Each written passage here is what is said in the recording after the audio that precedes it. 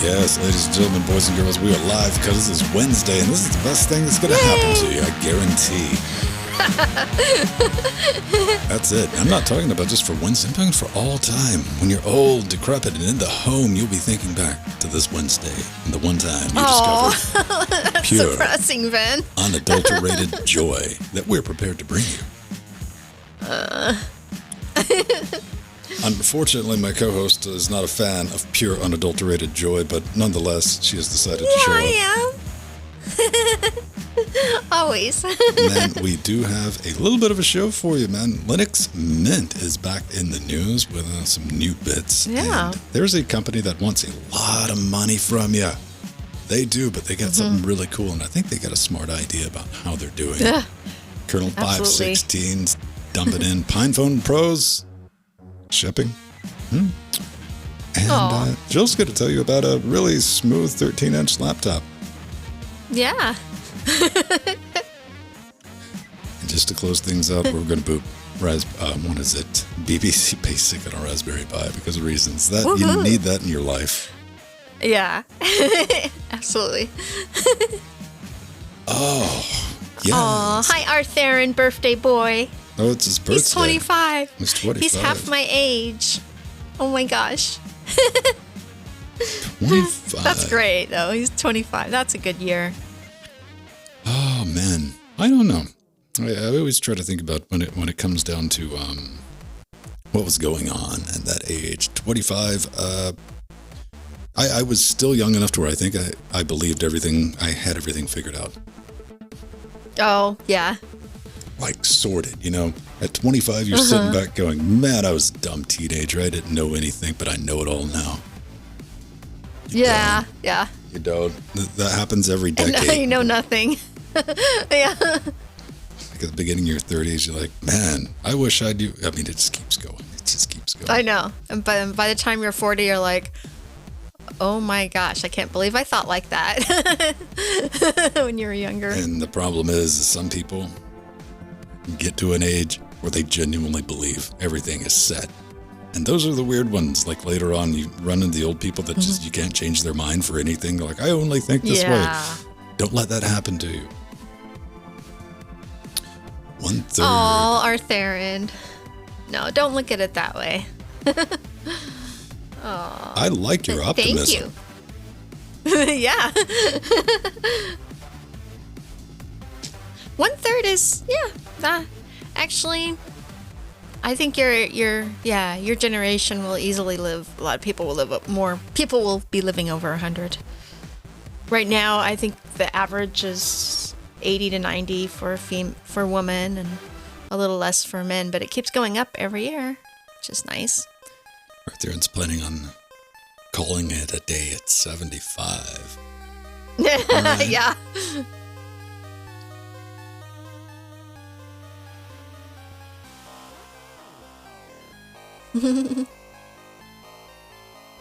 I don't know. Like, I'll either drop dead in the next 9 years or I'm going to live to be very close to 100. It's like with my family lineage. That's your family? Yeah, we don't make it to 50 statistically. And like, we're talking like, hey, perfectly healthy, everything's fine. Boom, heart attack. It is what it is. Can't do anything about it. So we got about 6 minutes before we go live, Jill. I thought I'd let you know. Oh, yeah. I think I better go take a break. I'm looking at all the winners. All the winners from Friday. All 3 of them. We're giving away free games on Friday. All you gotta do is drive around a track slightly faster than Foxy and Strider. But it was kind of strange. The top 3 people got the free games. They practiced during the week. We're playing Trackmania 2 Stadium, the much unloved, uncared for version of Trackmania, released in 2013. It's almost a retro game. It's almost 10 years old. Runs out of the box on Linux with a little bit of Proton. There's nothing to it, but we do have our own dedicated Linux server that I set up with my own 2 pinky toes. And the new tracks are live. We practiced them last night on Twitch. And we're doing a points match at 7:30 p.m. this Friday, where I will come to annihilate each and every one of you. That's the plan. That's not reality. Because none of us are very good at the game. The series is called Get Good Grandpas. We're trying to learn how to play Trackmania. So if that's your jam, bring it. Yeah, what do you do for your birthday? This is like a thing, man. I've never been into like the, every time I start thinking about birthdays, I'm like, such an odd concept, isn't it? It's it.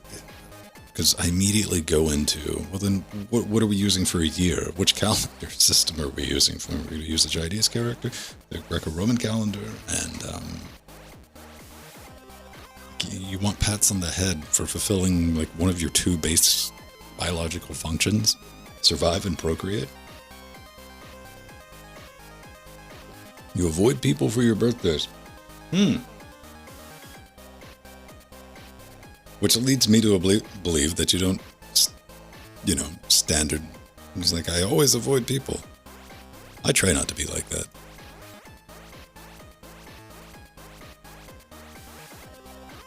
I can think of very few situations where, like, things would be a lot better and less complicated if I just had some more people I had to deal with. You get a cake for a birthday? All right.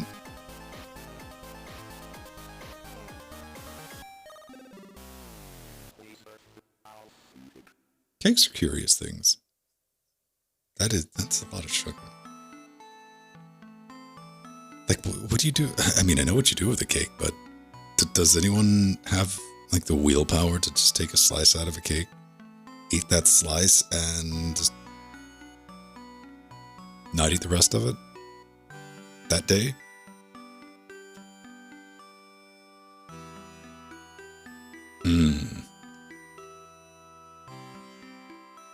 Yeah, I know a cat that her birthday is on December 25th.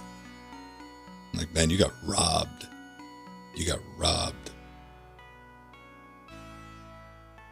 Don't survive long. I don't know. There's like certain things. Like, cake's not a problem with me. I'm not a fan of sweets. But there are certain food items that I don't prepare or keep around the house because I'll try to eat all of it, whatever I make, and I'm going to take it down. And I'm talking about dedication to overfeeding oneself. I'm not just your regular, like, oh, I ate until I was full. It's like, oh, I ate until you know what? You stay there. I'm going to go sit down. I'm going to rest for a minute, but I'm coming back. I'm going to finish this before this day's over. Like, I'm going to get some type of weird award. So I don't make stuff like that.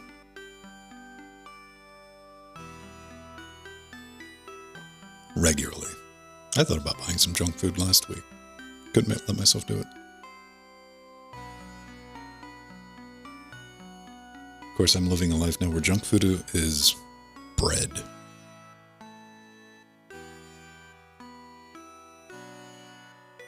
So let me reset that. I am tracking.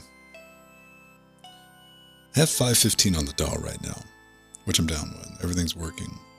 I want to play around with 5:16, but what I was telling Jill before we went live is I compiled 5:16 RC8 like a week before, and it just didn't boot on Jackbox. Also, I didn't care enough to investigate why. I might try that this afternoon since I have everything in here cut on. I just might. So what do we think about this? Hang on. This was making the rounds this morning, wasn't it? I mean, that'd be kind of hard to turn down, wouldn't it? GPUs at MSRP? You know you'd go knock on the back of the van, wouldn't you? Yes, you would. You 100% would. You wouldn't be able to help? I would go further than that. I would be driving down. I would get into whatever parking lot or sketchy alley that was. I would go out of my way to just be like, "What's up?" on the off chance. Not at the off chance of getting a spectacular deal, but just paying at the base price for a CPU. Right? Oh man. Something that got a good laugh out of me was some YouTubers. They were doing like a practical haha funny joke, and they weren't even doing a joke at the time. But one of the other guys had painted, because the guy had a panel van like this, and he put free candy on it. Like, it's funny, whatever, let's go get something. They were like fast food or something, and they're sitting in the parking lot eating, and it had free candy on it. Kid opens up the door, man. Like, jeez. Raise your kids better than that.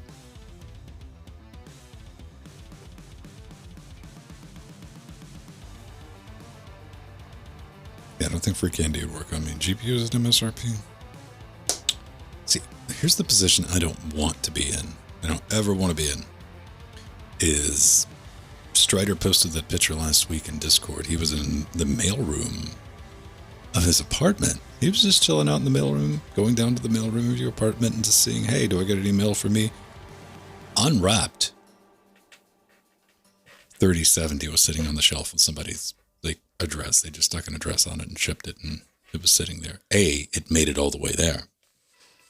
I don't want to be in that situation because that's you're not going to thieve it. You know you're not going to thieve it. You're going to think about it, though. You're going to think about it to the point where you're going to look around and see if there's any security cameras. Then you're still not going to do it. But you don't want to be in that situation. You don't want to be in that situation. Jill, would you go knock on the back of the van that said GPUs at MSRP? No. That's the kind of thing I used to see at the TRW SWAT meet. People selling tech out of the back of their vans and trucks, but a lot of them were legitimate, but there were some bad businesses there too. So how do you determine the legitimacy of the sketchy van? I guess if it's a company that I bought from before or had heard good things about, I don't know. You can't judge it, Jill. For all you know, that's a completely reputable company selling GPUs out of the back of their van at MSRP. And they didn't have the money to buy a nice sign? I don't know. That's how they're passing the value on to you. They have low overhead. Yeah. Low overhead. That's true. Might be a trap. Pretty funny. I'm knocking on the back of the van. That's all I'm saying. I'm knocking on the back of the van. Like, yo, what's going on? That's the last you ever heard of me. So if I just get disappeared, that's what it was. That's the easiest way to trap me. Yeah. Won't be able to resist. So, all right. Let me go grab a drink and okay. We're gonna hop into this. Now, I'm currently getting excited because I have to deal with snow. Jill, have you ever seen snow? Yeah. Oh, yes. Oh, yes. It's literally less than an hour from me. So here in LA, that is one nice thing about living in LA. I don't make assumptions because you know there's people in LA who's never seen snow. Yeah, I know. That's true. Yeah, we have snow in LA County. Yeah. No, I've spent a lot of time. I've snowboarded, I've skied. And in fact, there was one day I snowboarded in the morning, and then in 2 hours I was at the beach surfing. So that's a thing we can do here in SoCal. But no, I like snow. I just don't want to live in it, but I like to visit it. I know and you only get it like once snow. in a while. About every 2 or 3 years. Yeah. It pops up. That's fine. Yeah. I don't know. Here's the thing with the weather fluctuations this time of year. It will snow, and the next day you could probably get away with wearing shorts. Yeah. It's so weird. I don't know. I mean, I'm down with snow, but here's where I'm at with snow, because especially when you're dealing with, I know it's fun to watch on the news in like areas that don't typically get snow because they don't maintain the road crews or the machinery required to clean the roads. And the second it starts snowing, people think, oh no, I need to go buy, what do they buy? Bread and milk for some reason. Like, never makes any sense. And they end up getting in accidents and stuff like that. And that's the only thing I want to avoid. Like, if it snows, I want it to be very decisive and quick to where people walk out and they think about going to buy something and they go, no. That's the best kind. No one gets hurt. And hopefully the power stays on. All right. I got caught in a snowstorm when I was in junior high with a camp. I'd gone to quite a few church camps in my youth. So it was really a covert mission you were on. Yeah. That particular one was very very, over the top with, it was a cult. Let's just say that. Well, the only difference between a religion and a cult is the leader's still alive.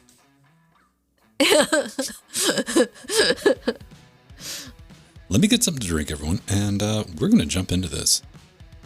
Okay.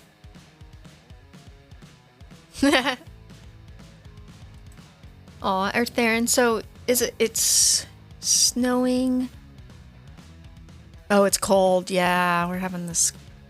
Everyone seems to be cold. We're warm in SoCal, but that's kind of normal. But last week we were cooler than average.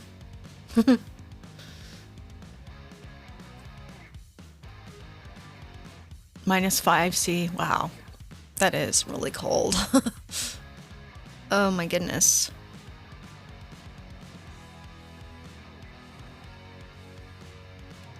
Yeah, I still am. I've been working a little bit here and there in the corners. It sure is hard to work in your room when you have to use it as your work office. It's very difficult, but it's slowly coming along. Yeah, part of the problem is I'm trying to figure out where I'm going to temporarily set up my podcasting area while I put a new rug and paint in here. That therein lies the problem. So we don't have a really big house, and so Steve and I are thinking about buying some sheds so we can have more space because the garage is full. Because we're going to start working on the house. And here's our biggest problem. One of the biggest problems is every room in the house is being worked on. There's only one room finished, and that's one of the bathrooms. So it makes it difficult when you're working on everything and trying to live in it. Just moved to Vince's house. Yeah, he's got tons of space. He won't mind.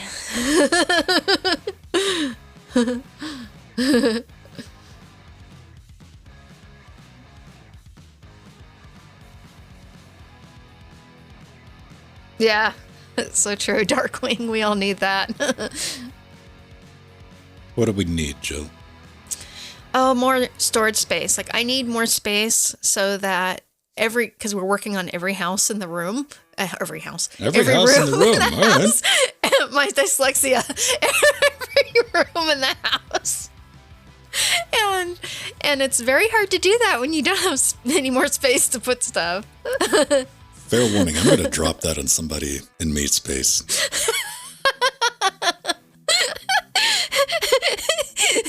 Every house in your room. It is. I am going to deliberately deliver that line in front of another person because it hits differently when I'm in front of somebody. People are scared to correct me on things. Yeah. Yeah. Every house in the room. There we go. Almost reached 2021. Oh, man, I did that. Not that anyone would notice, but yeah, the initial rounds of the podcast for Saturday that I was feeding up to Amazon had 2021 in them for a few minutes. It's like, oh. Mm-hmm. Yeah, that's, I've been doing it myself too. Oh. So. And we're not gonna have that fixed until at least halfway through the year, and then we'll finally put the correct date. I'm with you because it seems my brain has told me multiple times, even this week, that no, hey, it's now 2021. No, it's 2022. Yeah, it's made even worse by this pandemic. It's just like put us in the land that time forgot, in this wormhole. Like, what time is it? Oh, I'm not going to an office? Oh, okay. So when your office is at home and you work from home, you just kind of get in a time warp. Well, you should be. Yeah, so true, Arthur. And last year wasn't 2019. I wish. No. You know what? They did a straight up on Daisy study on why time. There's biological reasons why time perception increases as you get older. Fascinating paper they did on that. I don't think BuzzFeed or anybody's done a whiz-bang poorly sourced article on it, but the paper itself was pretty interesting. All right. So let's hop into it.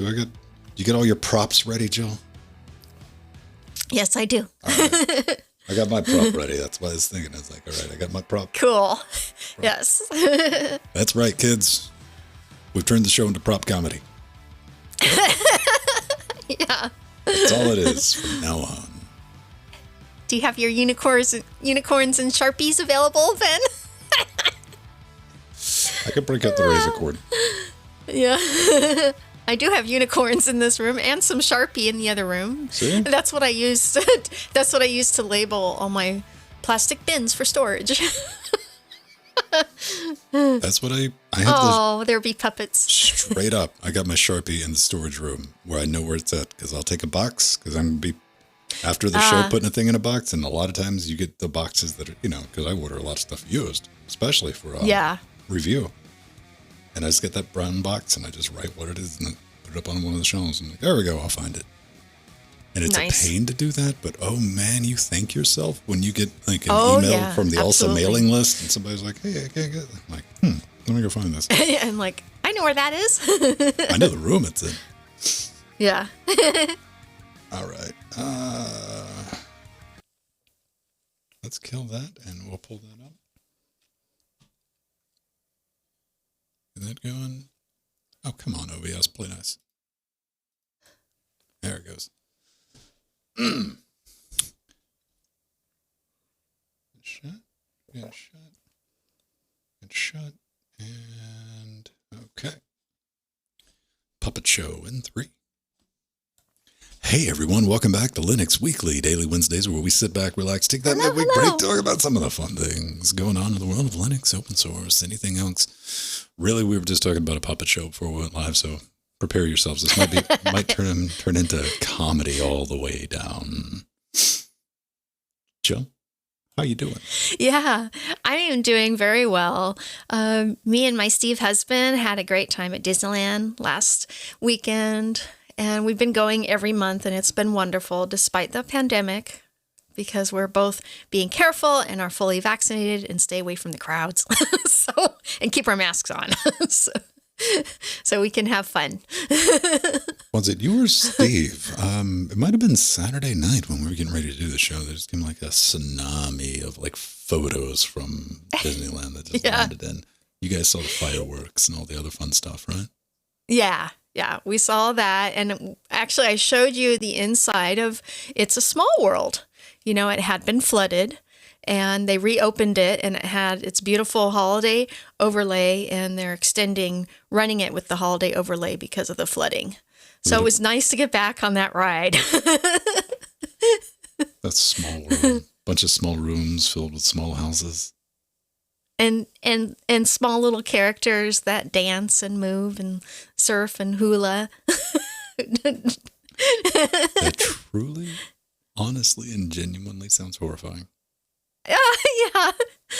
I actually know a couple of people that worked on some of the characters in It's a Small World. So did they have, when I think about the Small World, it might have been The Simpsons. Did they play like It's a Small World music or something like that?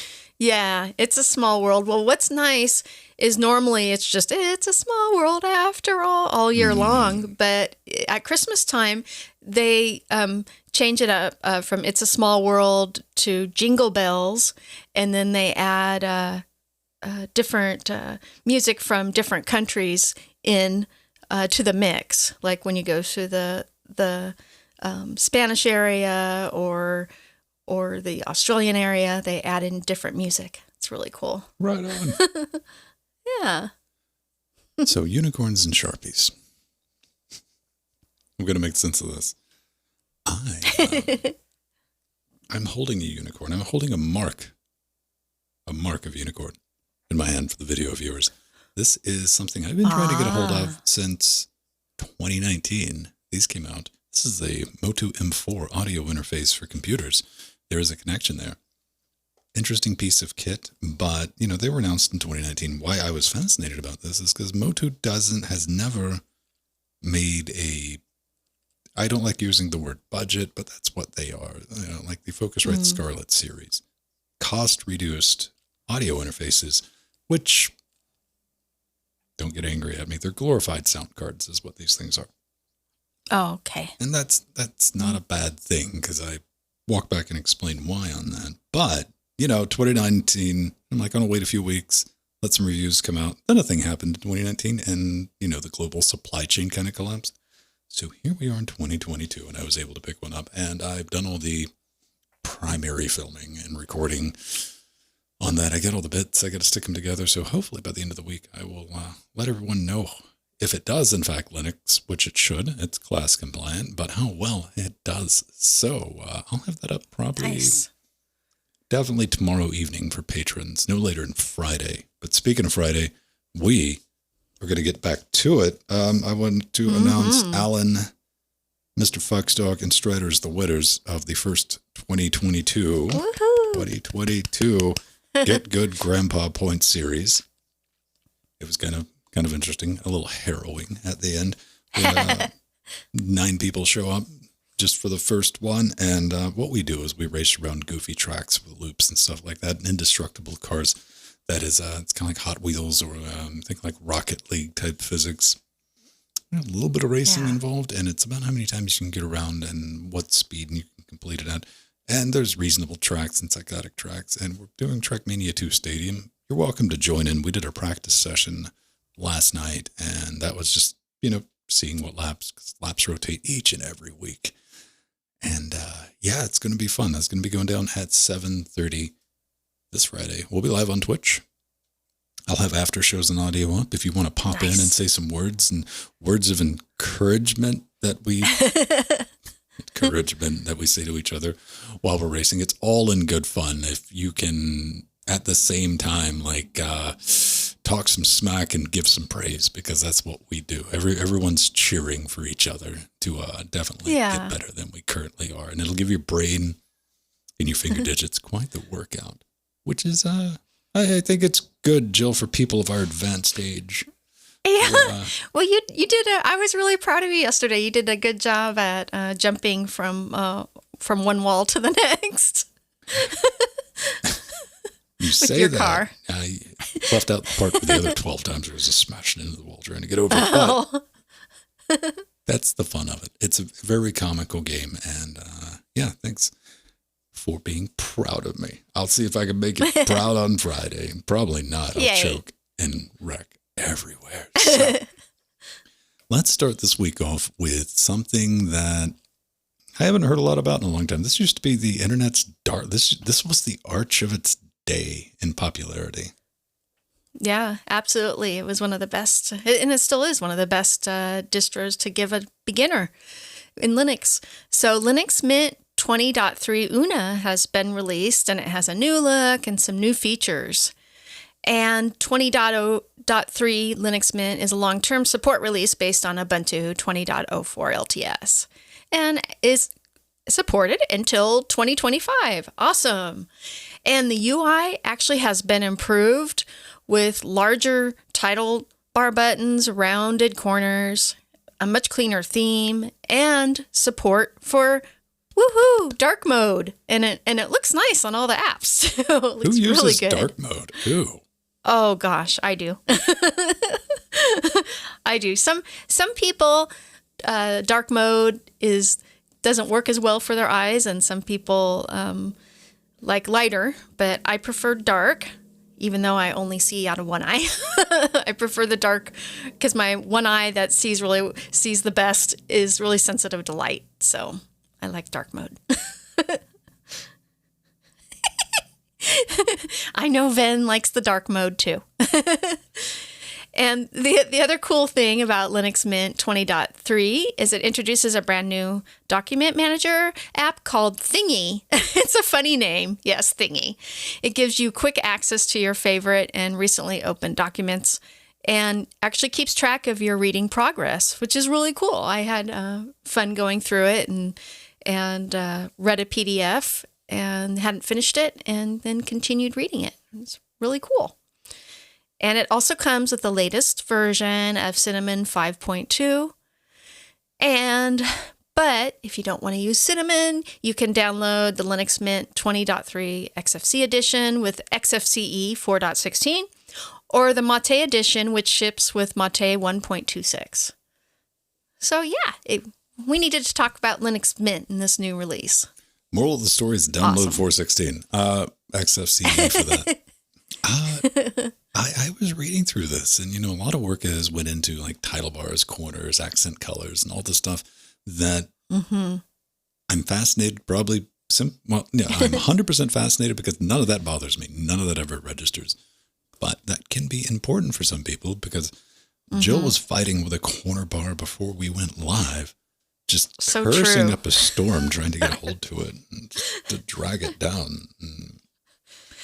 Yeah, XFCE sometimes has issues with grabbing corners because the icon it's so the pixels are so minute for selecting that drag icon. But if you change the different themes, it does improve that. Depending on the theme. We got on a complete side jag of like, remember Compass and how nice it was back then. We found Wayfire. Oh, yeah. Yeah. Oh, yeah, Wayfire. We'll have to talk about that. Yeah. That was pretty dope.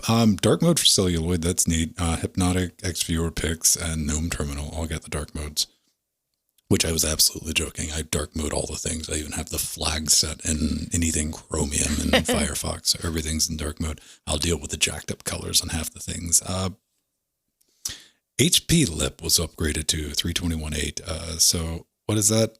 If you think about it, it makes sense. It's the HP printer scanner support utility, which... Yeah, very nice. In the current time, you might have had to break out a scanner or printer because you're working at home. No, there is that. Mint's, I'm glad it's still there. It was interesting to have been on the ride so long. If that was the first, Mint was the pop of its day. I think everyone absolutely is looking for, good. You got to have that recommendation for your friends, family, or enemies, what Linux distribution you're going to give them. And, a lot of people are going to jump out and they're going to say Arch, but no. We don't want to scare them away. Mint's still a perfectly valid option, along with Pop OS, I think. Yeah. And, in those early years, it had one of the fastest installers. I mean, you could install Linux in 5 to 6 minutes. And, now they're all at that speed, but, anywhere between 5 and 10 minutes. But Mint was just, it had a great, and still does have a wonderful installer, but it was so fast. And that really helped launch it. Now, I forget who posted it earlier in Discord. I think it might have been Arthur, and he was posting about speaking of installers, that Red Hat was going to be switching from Anaconda to something web-based. Yeah. Very curious about the name that. of it. Yeah. I'm very curious. It's 100% something I would play with when it comes to GUI and stuff. Like, do I have text-only mode? Just because I'm old and like in curses is real quick to get through that. But that is brilliant. Might have been Daisy. All right. That is something to look forward to. I want to call this the stimula. In fact, that's what I call it in my brain space. Yes. I just do. Good name, Vin. My brain reads this 100% as stimula, the stimula one, but it's really the simula one. They've released pricing and the Kickstarter goals. This is the standalone wireless Linux-powered VR headset of business. Woohoo. And it ain't cheap. It's not. Backer price $2,700, MSRP $3,400, available for as low as $24.99. But the reason I'm mentioning this is because they've done They've done something that gives me hope in the project's success, because they come right out of the gate and they're saying, hey man, we need to raise $2.5 million to even start thinking about cranking these toasters out to put them on your head. And that's going to be selling 892 headsets at $2,700. That's just their break-even point. But they know this and they communicate that to you, the potential backer. It's a very realistic price for a company trying to ship a relatively small batch of headsets. Versus how many times have we seen Kickstarter projects like, oh, we're going to do this and it's going to be $500, $600. And there's no way they could ever ship it at that, but they do the Kickstarter to show that there's interest and hopes of picking up, outside backing, financing from other companies.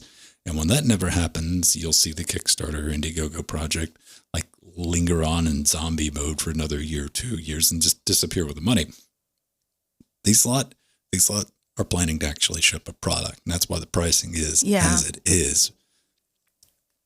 A Linux And based, includes the operating system. yeah. So I mean, that does make it unique.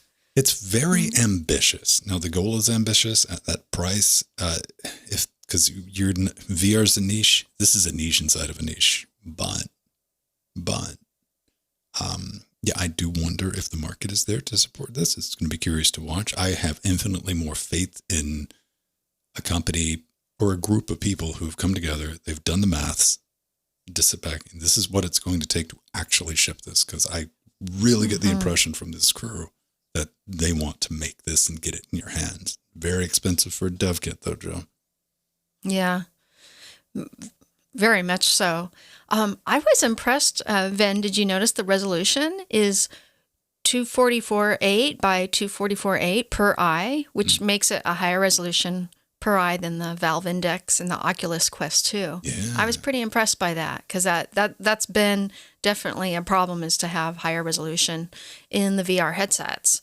And especially for this one's use, because this one, is going to be used to peruse around your Linux desktop with 2D Linux apps. And so you need to have something comfortable for that.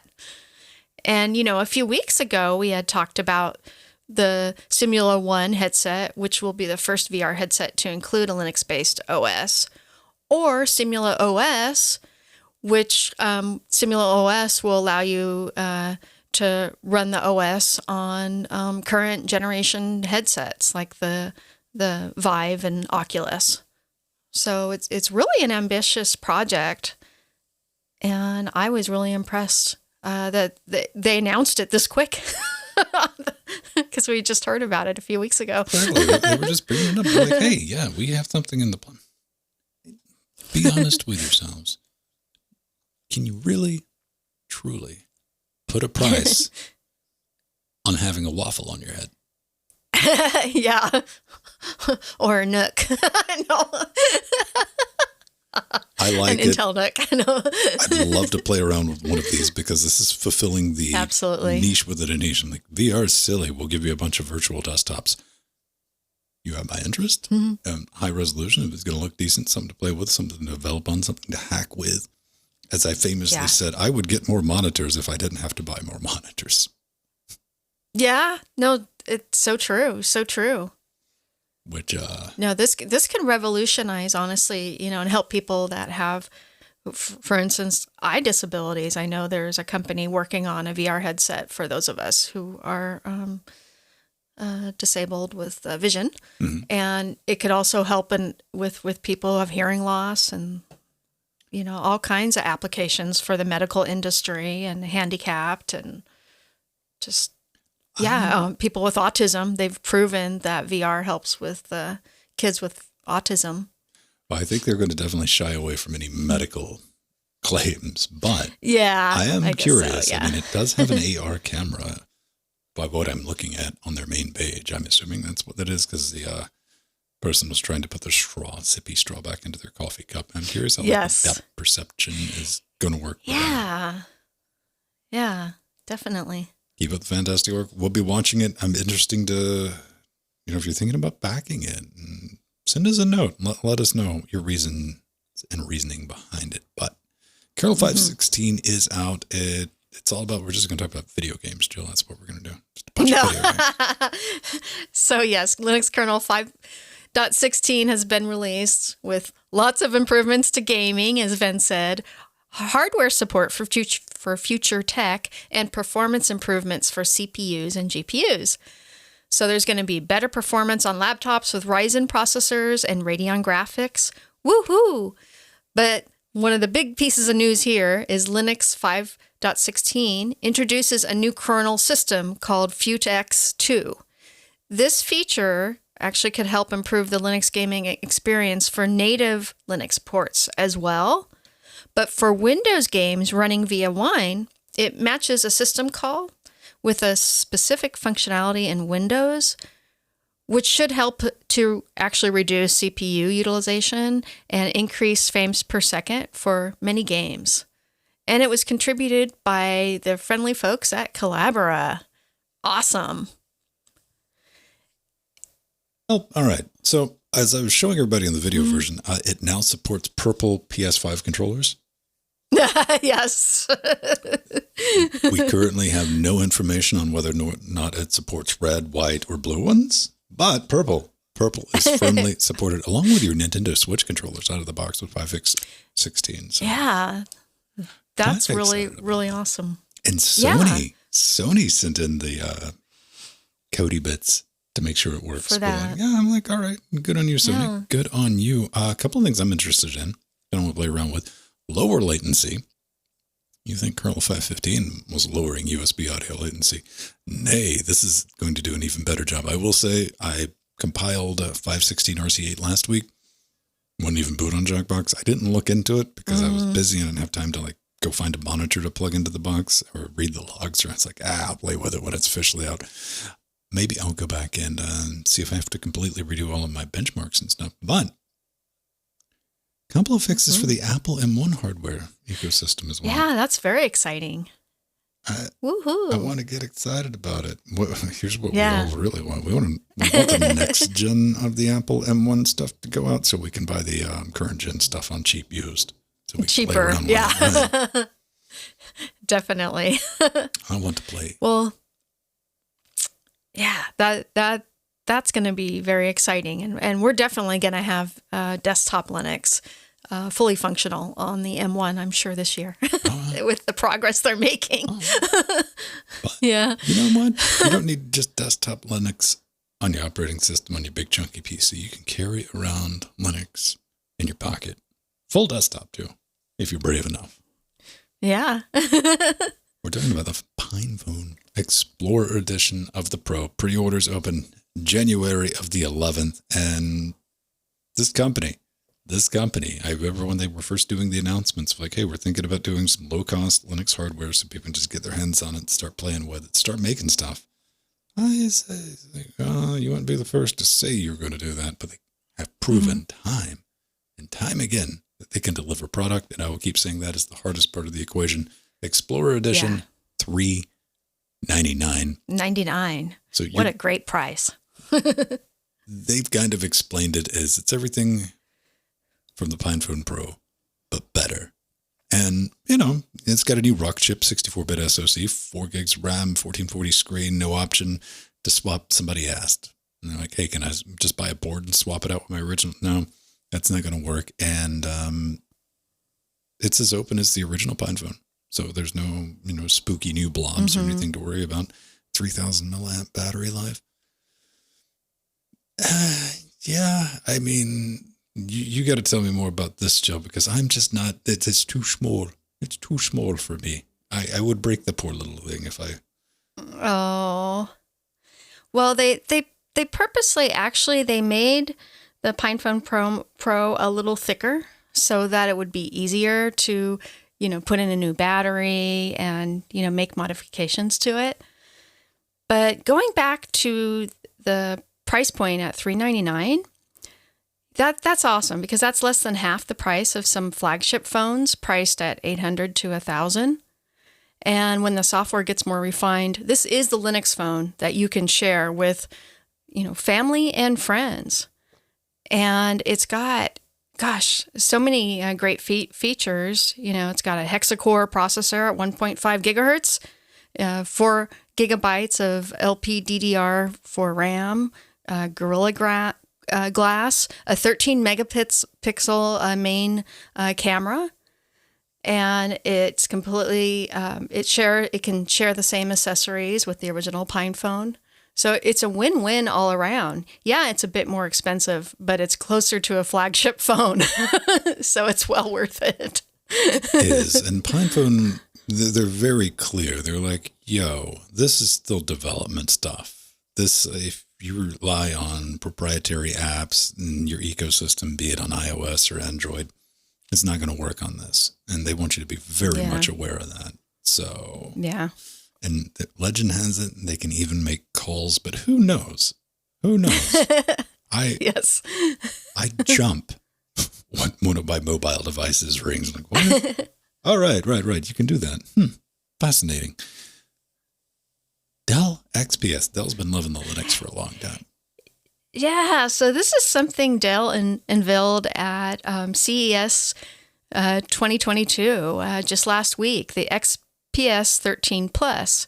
It has a radical new design, but it will still include a developer version option preloaded with Ubuntu 20.04 LTS. So no worries there. We still have our Ubuntu love. That looks like nothing I've ever seen before.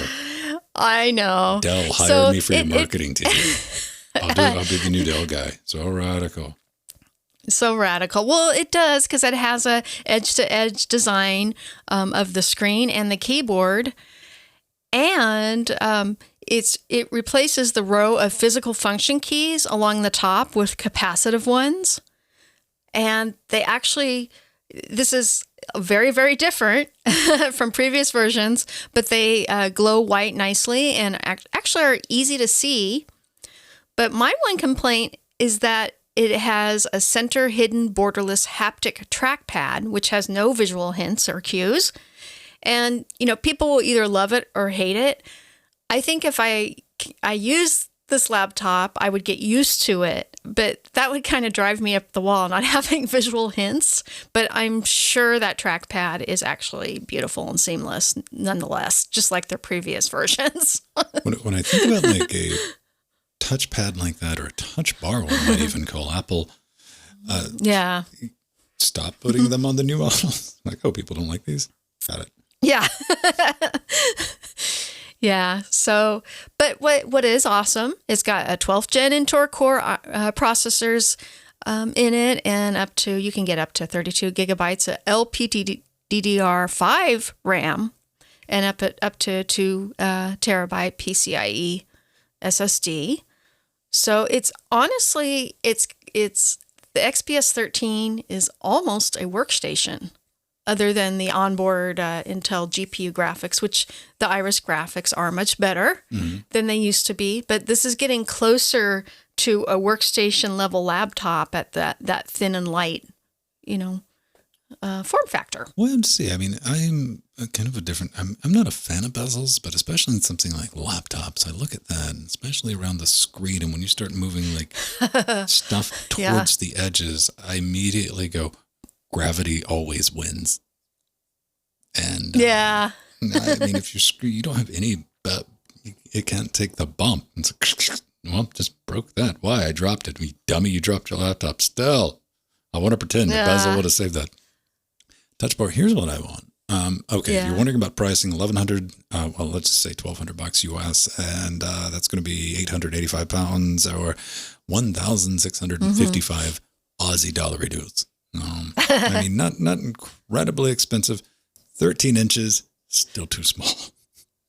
Yeah, it is very tiny. But it would fit you. But it is a nice. Like I could see you rocking a 13 inch.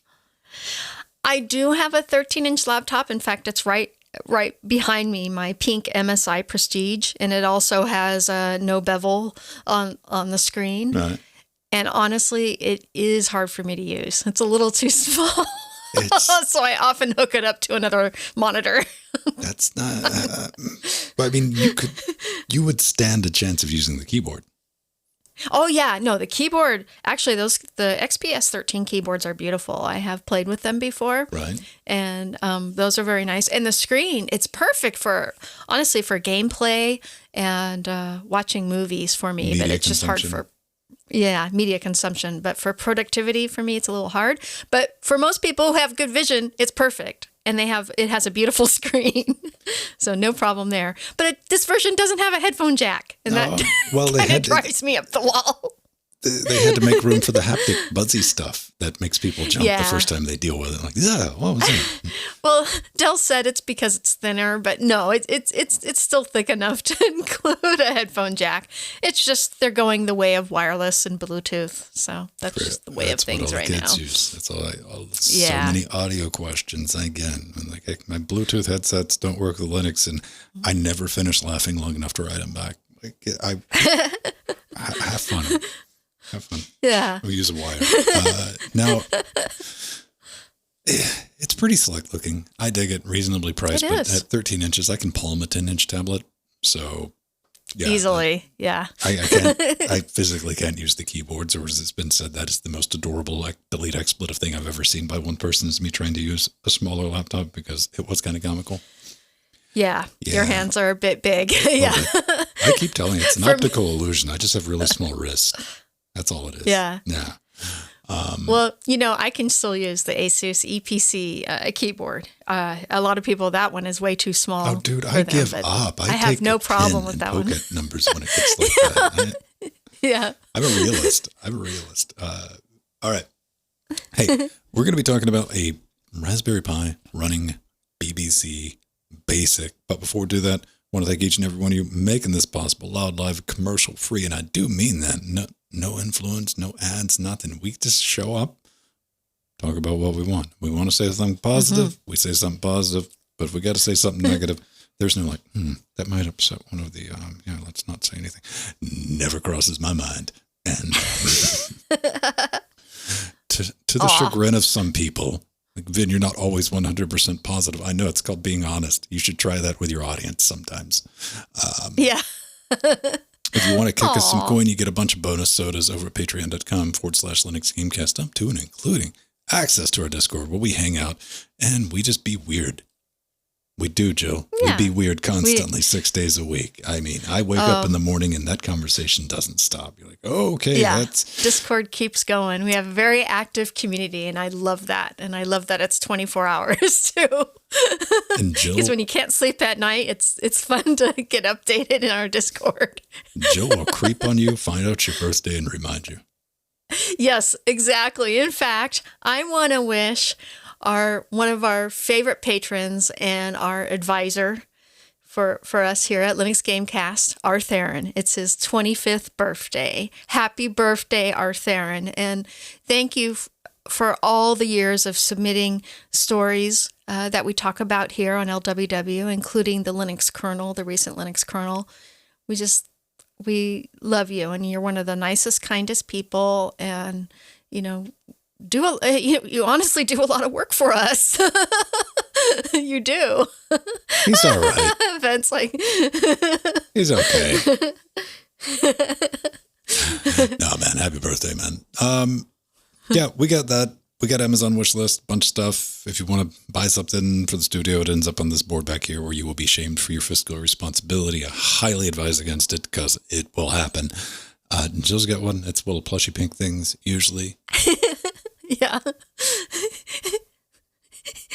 And glowing. I'm just penguins. saying, if there's ever a time for dark mode, it's for browsing her Amazon wish list, man. That's all I'm saying. Well, that glowing penguin over there is from Artheron. He got me that a while ago. Yeah. Monster. What else do we have?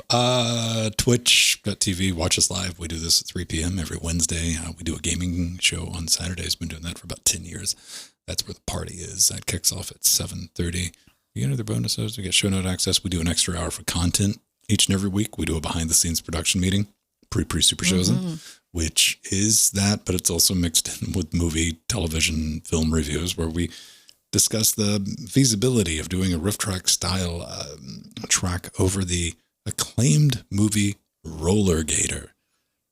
Yes, true. And make sure to check out Saturday's show also, because that's where you can see Pedro Mateus. We miss him here on LWW. You've been jinxed, Pedro. Something's going to happen to you this week. We're going to have to apologize. It's going to be me and Jordan like, oh, we're sorry. Sorry. Someone promised Pedro was going to be on the Oh, no, we wouldn't do that. Probably wouldn't do that. We would absolutely do that for a bit. All right. So, patreon.com/Linux Gamecast. Thank you. Stick around for your name in the credits. What do we got to do? Oh, right. I found this atrocity. Ooh, that looks like ew. What? That doesn't look good. Is that potatoes and pie or peanuts? No, I guess it's peanuts. I don't know. Peanut. Actually, that would be good if it's caramel. If it's caramelized peanuts. Are peanuts a little too close to vegetables for you? Is that what you're communicating? Yeah. No, I just don't like peanuts, but I like almonds and cashews.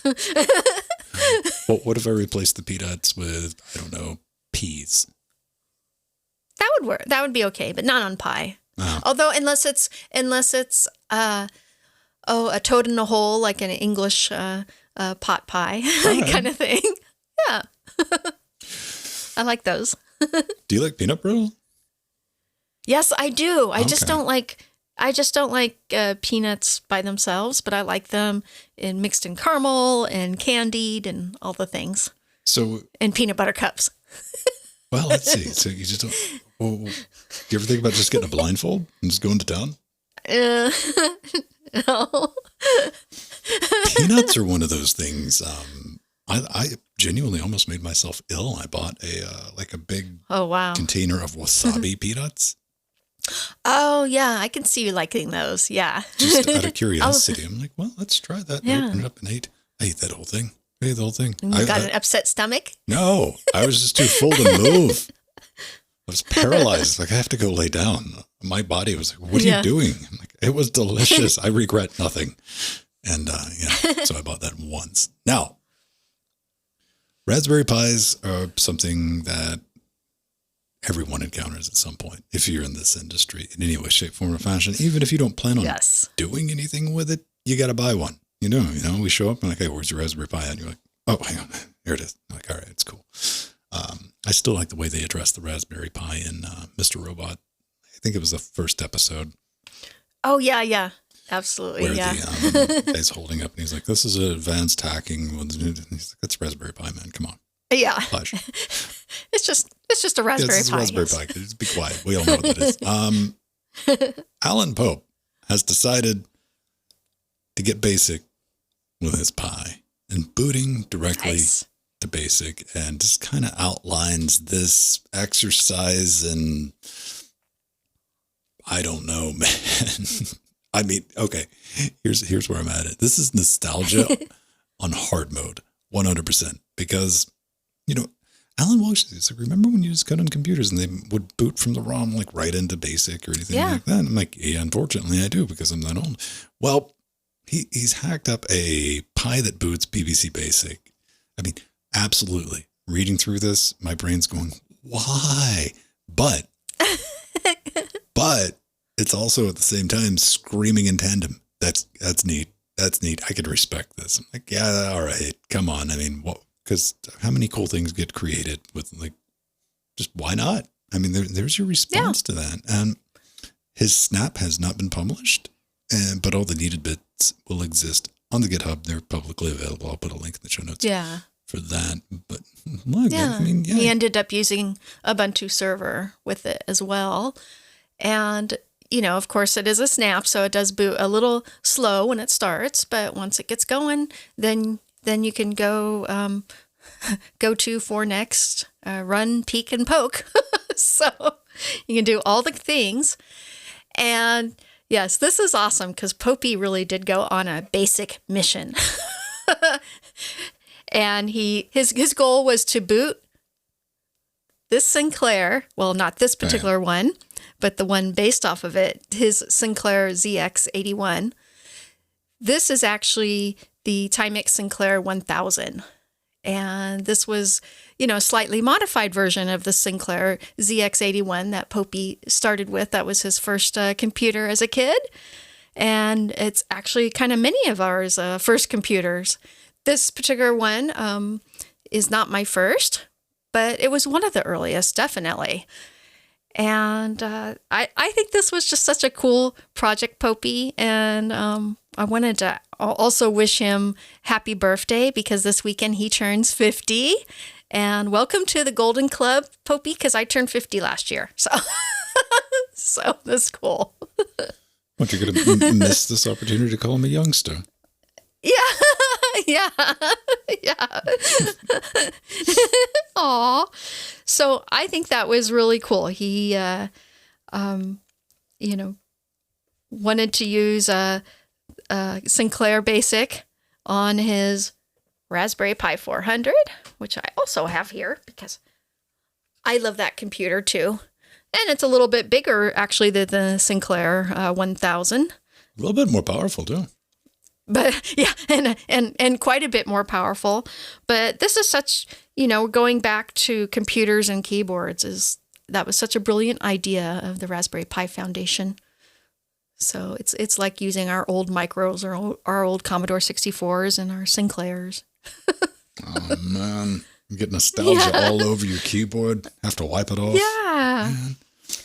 Yeah, well, I had actually gotten my Timex Sinclair 1000 out because it was Clive Sinclair had passed away last September. So I had gotten it out and was playing with it and did some programs on it, just to kind of celebrate Clive Sinclair. I 100% find all this stuff fascinating. I find it neat, but I grew up with this. I'm done with it. I'm out. I don't have an ounce of any of this. You show me a Sinclair, you show me an Amstrad. I'm like, why haven't you thrown that away? Seriously, come on. No. This is part of my cherished computers of over 600 now. Nope. So, and it still works beautifully. I don't. And I even have the original box and the manual. And I go, can I do anything useful with this? Nope. Bye. Oh. Well, I can put, okay, hang on. Joe, before you say anything, Joe, you got to prepare everyone for the mental gymnastics you're about to do. You might want to stretch. Yes. Well, I can create a program with your name that goes across the screen vertically or horizontally and just have fun with it. Mm-hmm. And then we can add Stone into the picture, and then we can add Venn Stone was named after the Venn diagram. I was named after the creator of the diagram. Yes, you were. The creator of the diagram. Who knows? Who knows? Maybe that's the real origin story. No, you were named after two circles. Yeah, two circles. The Venn diagram. Oh, that's okay. I was named after the story of Jack and Jill. My brother's name is Jack, yes. So there we go. It's Jack and Jill. True stories. Now, yes. We got to bounce out of here. We're starting to run a little bit long, but thanks for showing up. If you want to get in touch with us, use the contact button. I got to update some things on the website. I saw Frosty in Discord was like, it's not mobile responsive with my super resolution mobile screens that are like 2K and 6 inches these days, you kids. So I got to fix a little viewport issue to make the menus and everything work. But tap the contact button, send us a note, question, thoughts, hints. Like tell everyone why I'm wrong and I should cherish old computers that don't do anything and you just put them on a shelf and look at them. Tell me why I need more of that in my life. I'll be happy to read it. Aw. Not you, Joe. You can't do that. Yeah. Okay.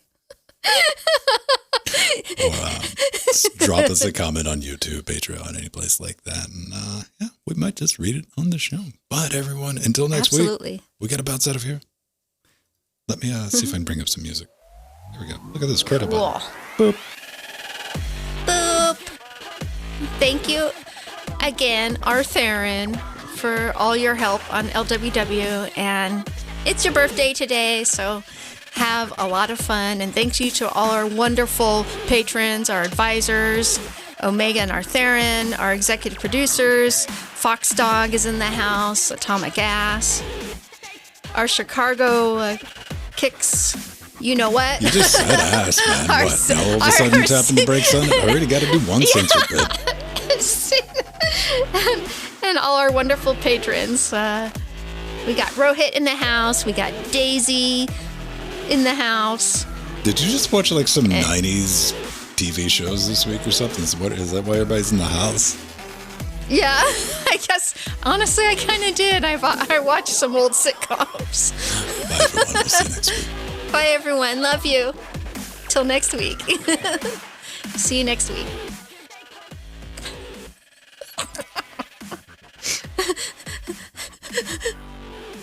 Rohit, you're back. I think Rohit's discovered my good friends at Thai Airways. Oh, okay. Which is 3. Rohit. Mm-hmm. Frank is the 3rd.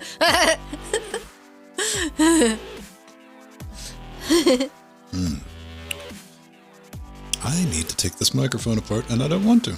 Joe, come take it apart for me. Oh, no. Does it need cleaning? No, I need to inspect the voice engine. Oh, okay. Fortunately, the voice engine in these things are not terribly expensive, but still cheaper than sending these back to Electro Voice. Oh, okay. And I think it's like $300 to send one of these back to Electro Voice for a refurb. You know, at that point, I mean, it's only a $500 microphone. Might as well just buy another microphone. Yeah, that's what I was thinking. The voice engines are like 120, 130 bucks, but I cannot find a guide on tearing one of these apart, and these are radically different beasts compared to an RE20. Oh. Which is, you know, a lot of people have RE20s. They've been used for a long time. You know, they look roughly the same. Oh, I'm sorry you missed it, Zentux. Zentox. Thailand needs everyone to apply Zentux. for a pass to enter, even for transiting. Ah. How long did it take to apply, though? I mean, I'm sure you were at the first case of like, wait a minute, what? Okay. Did you have to like download an app or,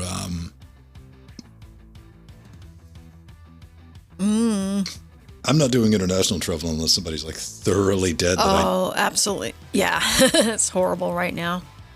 Oh my gosh. With all the cancellations, there was like 25,000 cancellations. Was it like Christmas Eve or something? Christmas Day. Just like, oh my gosh. Yeah. And every day it seems like another 1,000. And it's, you know, both the new variant and because of the new variant and the weather, just amazing. Yeah, and Rohit, it took him forever to get home. Well, I mean, if you're in Europe, man, you same thing in North America. I know during the holidays, Linux Nero was going Full Metal Pink because he was up in Seattle and like they can't find a flight. No, I'm like, man, you know what? You know where there's going to be a flight? Wyoming. No one flies to Wyoming, man. Take a flight to Wyoming, rent a car and drive, because Wyoming to Colorado, not that long a trip. Not that bad. I can tell you right now, I can drive from just like right almost in the dead center of London all the way to Stuttgart. Car, not a problem. Done it. Yeah, easy, easy peasy in Europe.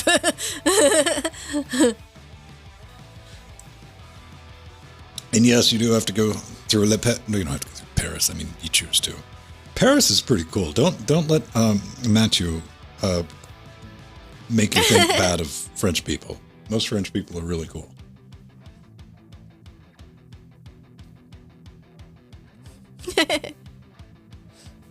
I'm just seeing if he's listening. Yeah. Boop Strider. Boop boop. Strider like typing detected. Ah, man. So how long was this? 42 minutes. So that's... 40? Okay. We're getting there. Try and get it down a little bit. Can I go see the page? No. They use the superior product. Play on Linux. The OG French Linux game compatibility brought in. There's a question. What came first? Lutris or Play on Linux?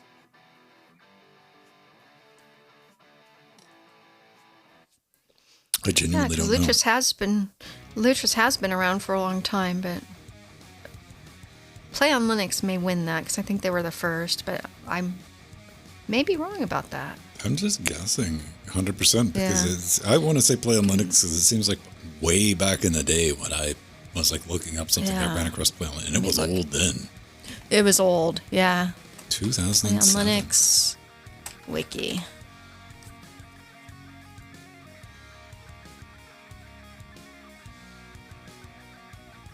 Yeah, but it's not that much older than Lutris.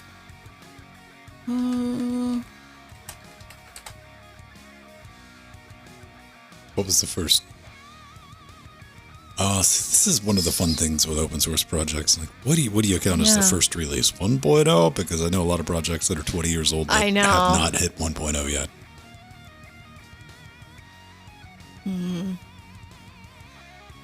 Now, what version is Lutris currently on? Who had the first point release? We gotta find out. See. Yeah, I'm looking right now. No trash. Give me releases. Interesting is the wiki doesn't give the date, and I have the date somewhere for the first. Case in point, no point release. Yeah. We're still at 0.5, so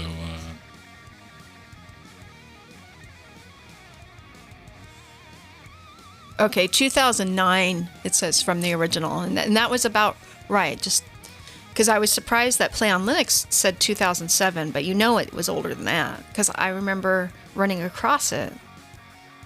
Oh, this is version 4. One build, so I guess 3? Whatever. Technically, Play on Linux wins either way because it has a point release. Yeah. Oldest tag on GitHub, Lutris, not 3.2, 2013. All right. Yeah, the problem is like I don't know about you at home, but 2013 seems recent. Like that wasn't too long ago. Don't add that up. Yeah.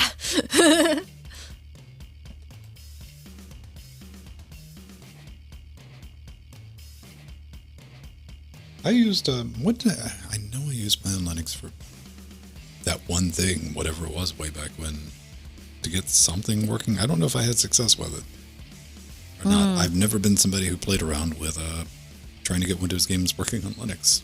Just never been that person. Yeah. As far as I go now is this is something Valve got right. You got it right, Valve. Put a play button on. I click the play button. If it launches, neat. I might go as far to run Proton Tricks or something like that. But yeah, I've never, that hobby never interested me. And yes, it is very much a hobby. Some people just like the challenge, and I respect that, of getting something up and running, but not my jam. Yeah, 2013 was last week, right? I mean, it wasn't over a decade ago. Doesn't everything, Daisy? Doesn't everything?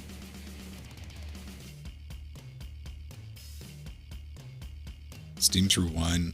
Oh, man. Okay. No, I used Wine Tricks. I didn't use Play on Linux for that time. I was going to say the last time I really had any type of front end set up with Wine, but no, I was using Wine Tricks, and that's when I did the Skyrim. So 2013, 2012, 2007, I don't know. Time's just number, man. It was a long time ago. That was, I don't envy anybody doing any of that, because even way back then, stripping that down to a step-by-step and making it reproducible to the point where you could make a guide for it, that's not fun, man. That's not fun. But here in 2022, well, it doesn't matter. I mean, pretty much everything's going to run. It's fun watching the I would run Linux but crowd scrambling.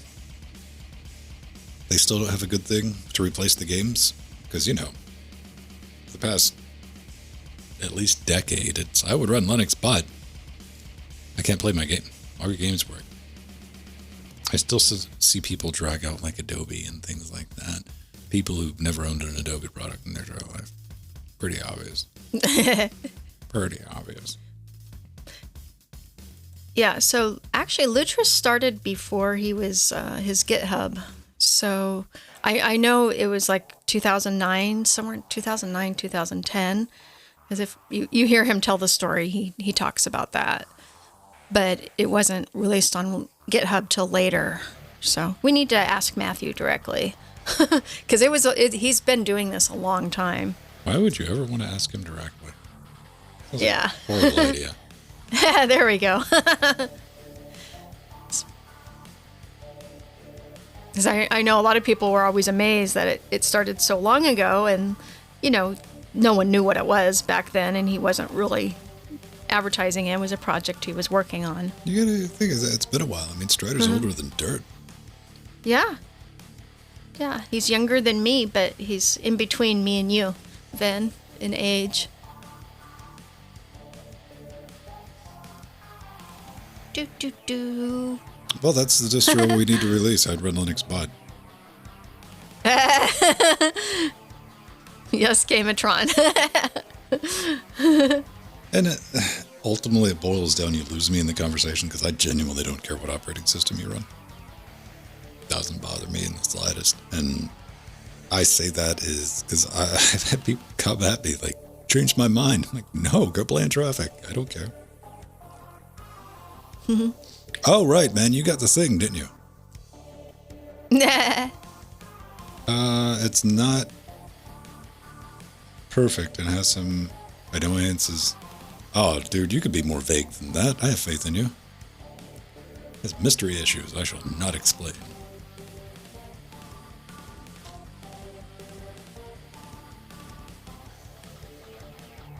And remember, when you're posting a screenshot in our Discord, you got to get it as tight as possible because immediately people are going to blow it up and look at everything. Look at it.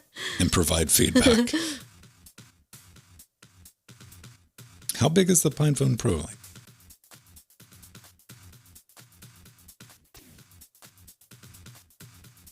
Yeah, it's not that much bigger than the PinePhone. It's a bit thicker, and I think a little bit, like a couple millimeters wider around. Let's see, what do I see? I see a Steam controller, what looks like a Behringer 802 Xenix mixer in the background. We got a wristwatch and something on the right. Best I can do in short notice. Yeah, it's nice, Arthur. And Arthur, you must be enjoying that keyboard. It looks very nice. How much are the keyboards? 40? Was that it? Was 40? I looked recently, but I'm forgetting the number. A Pine Watch. That's what you got? Yeah. Can you upgrade the switches? Can you make it make noises? Okay, 50 euros. Okay. Yeah, so that makes sense. Can you recall the year that you last ran my daily driver? So probably 1994, maybe 95 at the latest. And I'm giving myself some wiggle room because it was probably early 94, but just to be safe, I'm say 95.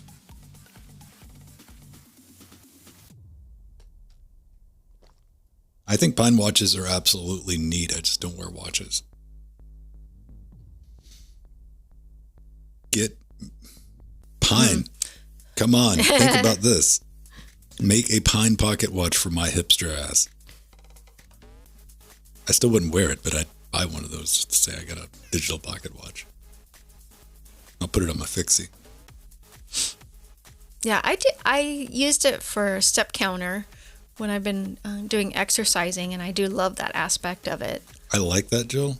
I do. Step counter. Man, if I was short, I'd spend in afternoon like let's round that up a little bit.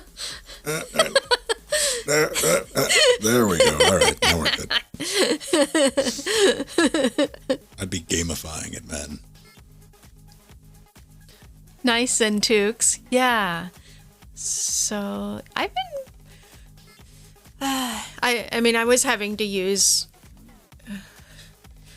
my Microsoft products for a lot of years for animation in those early years, but I always dual booted with Linux. And then when I could, I ran all my programs on Wine as much as I could. Mm. Yeah, I never really had. I mean, of course I had to use Microsoft products. Yeah. I used NT4 because that's what Eagle was running. Oh, yeah. Doing all the PCB design. But, and again, I don't have any It comes to like operating systems. Like, whatever, use whatever you want. Doesn't bother me, man. Zentukes. For me, an operating system is, I'm going to use the best tool for the job. And for doing all this, Linux is the best tool, despite what the internet would have you believe. Problem is, you have to learn how to use it.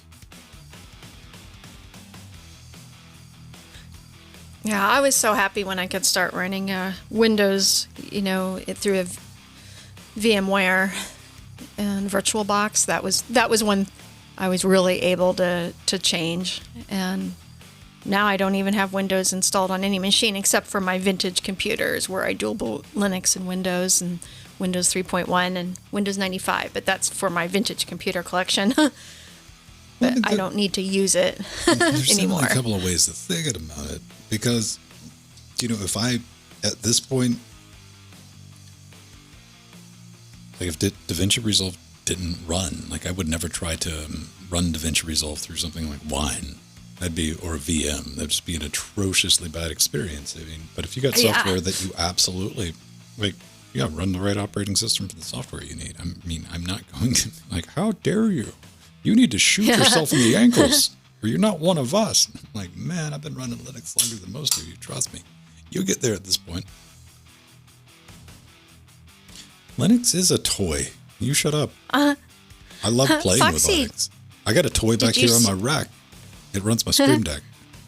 I was wondering if you saw during the show that I showed off my Timex Sinclair. Jill's got an obese calculator.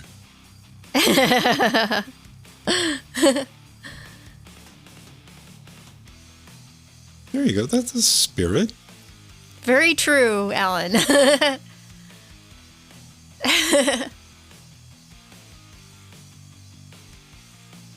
Yeah, I mean, it's all about playing around with stuff. And you could make all of the guides and setup instructions and all that.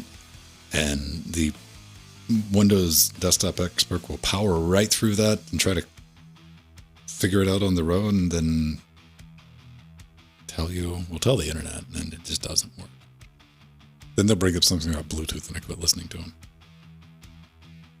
I'm not fighting Bluetooth. Bluetooth works for what I need it to, and that's connecting game controllers. Oh, cool. Gamatron. Yeah. You're going to play with the live electric wires? Yay, Foxy, I'm glad you saw it. I knew you were in chat, but I wasn't sure if you noticed when I held it up. Arthur, that is nowhere near as dangerous as it sounds. Yes, yeah, Steve. Everything is a toy to him. But yeah, I did have to use Windows for a little longer than I wanted to at home, only because I was teaching animation on Windows. But as soon as I could, I moved all my students over to Linux. And now they use Blender and DaVinci Resolve and Krita. We were talking about that last night. I still didn't use Windows. That was like the one when I was doing Flash development and Macromedia and Shockwave development. I didn't use Windows. Yeah. I demanded a Mac. I got a G series heinous white, bluish tower. Like, all right. And I remember trying to figure out how to install something on a Mac. That was the day. I'm like, I still have a G3 in my collection. But yeah, I'm past the age of like spiting. I have definitely gotten some blowback. I'm like, even back to DaVinci Resolve. Why don't you use I used free nonlinear video editors for a long time, but you know what? There's something better available on Linux. Is it closed sourced? Yep. Proprietary? 100%. Is it kind of expensive? I mean, compared to free, yes. Compared to... And you don't have to pay monthly. Right? Oh, yeah. And it's just a one-time purchase. And one thing I've learned, not recently, but, not kind of recently, is in Windows world, open source is code word for free. Yeah. That's all open source means in the Windows world. Like, I can get it for free, and it's not about anything more than that. So yeah, they don't understand the ecosystem. If you want to watch them short circuit, just go over to the Audora platform, the digital audio workstation, because it is open source and the source is completely available. You can download it. You can compile it on Windows all day long, but they don't give you the binaries for Windows. Oh. Or for Linux, for that matter, unless you like. But I mean, that's part of their business model. If you support the project, you can get pre-compiled binaries. Everyone in Linux like gets this. I'm like, all right, that makes sense. But the just disconnect of the Windows, like, how this is whatever, not open source. Like, it's, you don't understand. Open source has nothing to do with it giving you the product. Like, it just means that the source is available. Yeah. Resolve is super cheap. It's like $300. Yeah, 300. And I get it. I mean, compared to free, $300 is a lot, but for what you get, Compared to Adobe software, it's cheap. you can't even buy Adobe software. Exactly. You gotta rent it. You gotta have it, use it on credit. Like you do a credit card. You lease it. There's Yeah. software as a service. This is one of the things, like, one of the questions, like, why are you guys playing Trackmania 2 instead of the Trackmania 2020? Because Ubisoft, you can't buy Trackmania 2020. They turned it into a service. You can only rent it for a year. It's so annoying. I'm like, no, not going to happen. Yeah, I mean, everybody's got their own business model, but yeah, perpetual licensing type stuff. Like, when it comes to productivity software or like games are something you should buy once. I mean, if you want to milk that some more, make some more content, don't put out some DLC. Let's do it like that way. Put out some season passes. Still not a huge fan of that, but really the only time I have problems with DLC is when you see that day one DLC and you're like, man, really? So you just carved out that little bit of the game and we're going to charge you again for that. But, buying games outright, and I understand there is value though for like Microsoft Game Pass, and I think Sony has something similar for the PlayStation Network. And I've said multiple times, if Valve offered a, $10 a month service where I could have, say, 3 games checked out, virtually downloaded, and I was, just able to play them as much as I wanted, and, next month I could keep those, or if I wanted to swap them out one way or the other, I'd 100% give Valve $10 a month. But I still like the option of like, you know what, I played that for, I want a copy of that, and I could just buy it and keep it for myself. $300. Son, you just gotta learn how to use VPN. Oh boy. Allegedly. That'd work.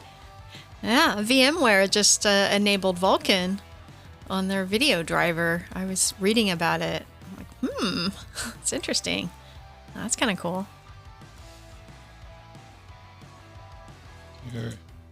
Now I'm curious. See, now I want to know. Yeah, I was hearing all the tweets. I was reading all the tweets. People were excited about it. How much is DaVinci Resolve in Australia, Michael? No, I'm curious. Like, for real, no joke.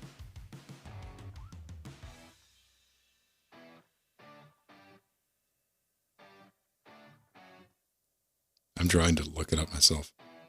You know what? 300 USD, 567. Oh my God. Yeah. It's not that outrageous, considering $2. I guess. Oh, okay. It's not as bad as I initially thought. I mean, $309, so extra $26. I mean, that's basically the conversion, whatever. But I mean, then again, Blackmagic Design is an Australian company, so I mean, it shouldn't be. Yeah, it shouldn't be huge. Yeah, that's right. NordVPN. I don't use VPNs. Not that I have anything. I just don't have any use cases for VPNs. Trying to imagine what would be a good use case for VPN. Watching Netflix in a different country. I know. I I mostly use VPN on my mobile. I do have that just for greater security, but not on my desktop. Or I just have it turned off on my routers. I mean, I've set up WireGuard on my router, man. That's 100% out of curiosity. And it's supported in the 5x kernel that the router is running right now. Nextcloud. I mean, like outside of work, let me put it that way, personal VPN that's a good usage. use for Airtherin. Yeah. For just having a VP on for reasons. Yay. Not against it. I'm just...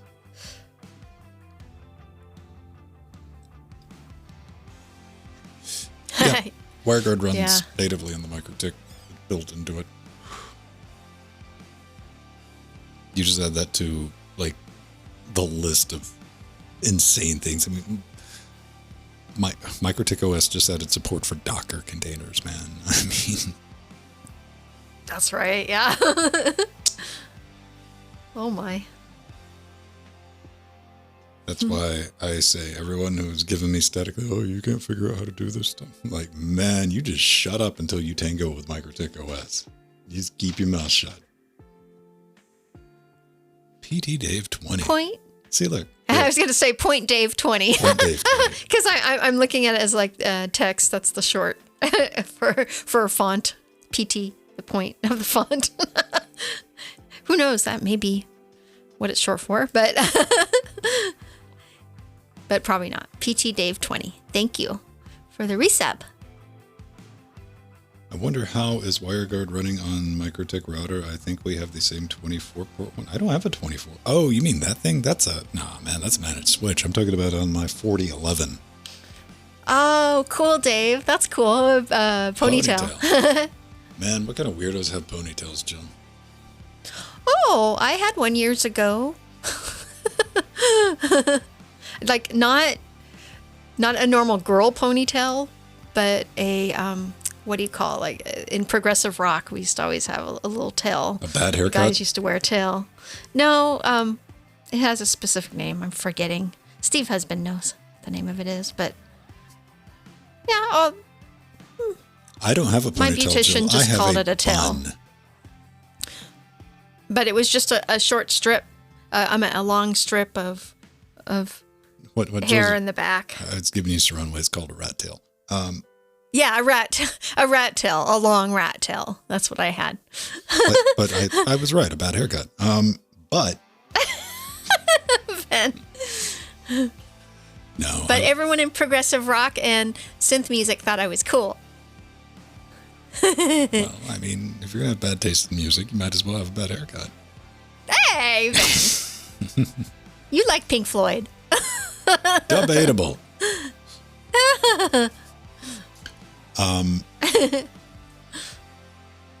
I don't know. I mean, like shoulder length is about as long. I let my hair grow out longer than that. I don't like it. It's just too much to deal with. But I don't know. I mean, I have short hair. The problem with short hair is you have to maintain it. You have to keep getting it cut short.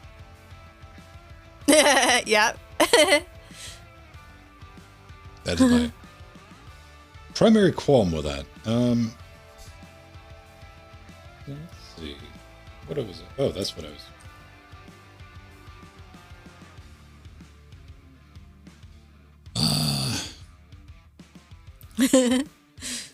Here you go, Arteran. If you ever want to go through the WireGuard built into the MikroTik OS and get ready to get all glossy-eyed and like, all right. And then you're like, oh, right, we got to learn the MikroTik syntax, which is really, really close to Cisco, but different enough to where what you do know is not going to work.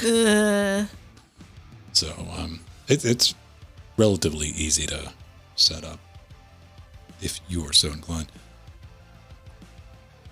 You know, we did a pretty deep dive into the Floby on like an after shows one time. We were looking into it. I remember that. The vacuum powered hair slicer.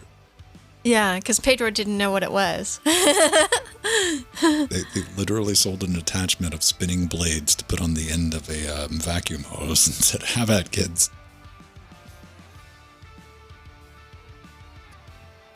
Well, here's one of the benefits. I mean, as irritating as it can be to deal with the software side of Microtik stuff, nobody sells that much hardware at that price. Like it is like you genuinely think something's up. And Microtik makes some Cisco killers too. I mean, you were talking like $2,000, but $2,000 compared to 16 grand. It's not that bad. That's saying that's the absolute best you can say. Well, let me rephrase this. You need to run Microtik OS 7, which changes the syntax. So be warned. Be warned. Oh, really? Man, would you like play around with like a prototype Floby? Yeah. Can you imagine that? Like the first time you invented the Floby. Wow. You're not going to try it on yourself. You're too smart. You invented the Floby. Do you think that guy had like a very, very upset like daughter? Yeah. Honey? Yeah, definitely. Oh. Had to practice on the dolls. Or a dog. Poor hairs. dog. Like Poor dog. Waist King? I don't know what a Waist King is.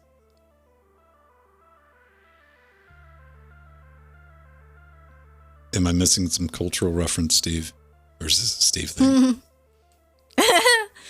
No, Waste King. I can wait for him to type it too, Joe. Garbage disposals. Yeah. Yeah.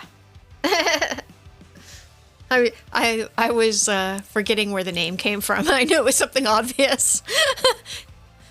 Garbage disposals. I don't know. Like that would have been That my makes guess, sense. but coming from Steve and our topic of conversation, like, what's a Waste King? Yeah. Like it's going to be some weird thing out of left field. But no, just garbage disposals. Do you have a garbage disposal, Joel, in the kitchen? Oh yeah. Oh yeah. We have a fairly new one. I'd say 90s-ish. Doesn't get used a lot, but it's there. One thing I looked into buying was a trash compactor. Yeah. Just out of the No, it is convenient. nice to have that. Yeah.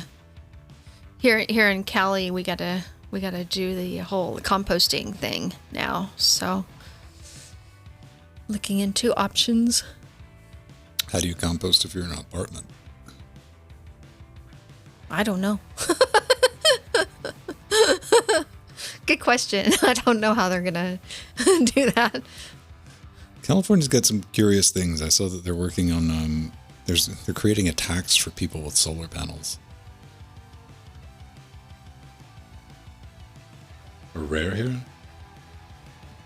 I've seen too many horror movies, man. I don't need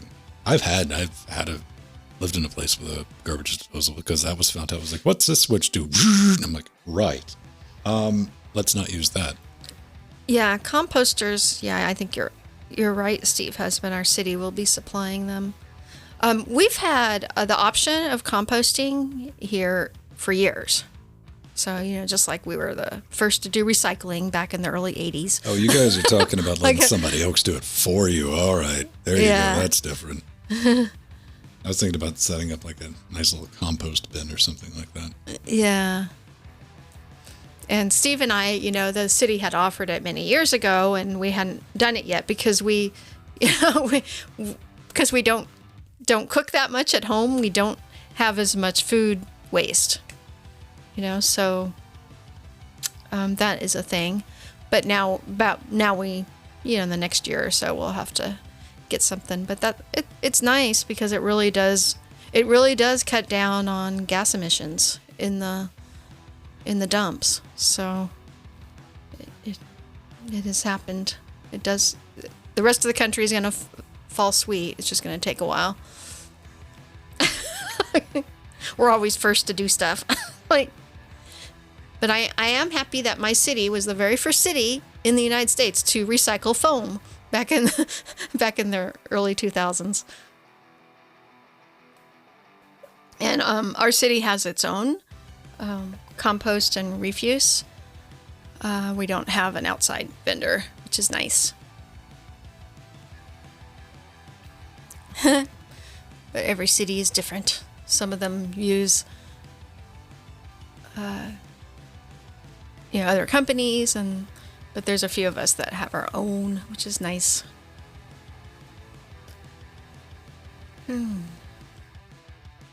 Steve, I'm waiting for you to finish whatever you're hammering on before we get out of here, man. I'm running out of time, though.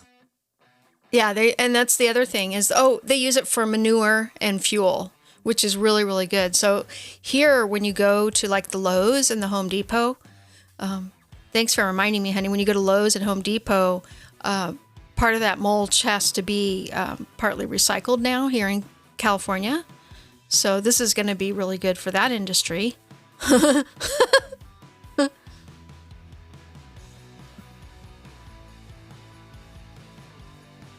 Composting. Oh, cool. Yeah. I years ago, and this is like when I was a little kid in the 70s, people used to have a big compost, in their backyard, and you'd spin it. and, after a certain amount of time, then you take it out and squish it. And it's been a thing of the hippies for a long time.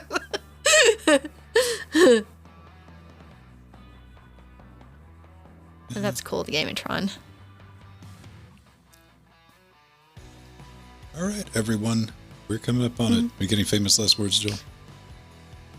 Nope. Except goodbye, and I love you all. Back to work for me. All right. Aw. Steve Later, will no boo. longer be in the house. Yeah. We'll see you next week. I'll be back Friday. If you want to come try to make it around circles with us in Trackmania 2 Stadium, that'll be going down at 7:30. If you're not, that's fine. I'll give the free video games to somebody else, but I would suggest practicing. Aw. Bye, Daisy Bobs. Bye, Arthurian. Bye, Rohit. Do.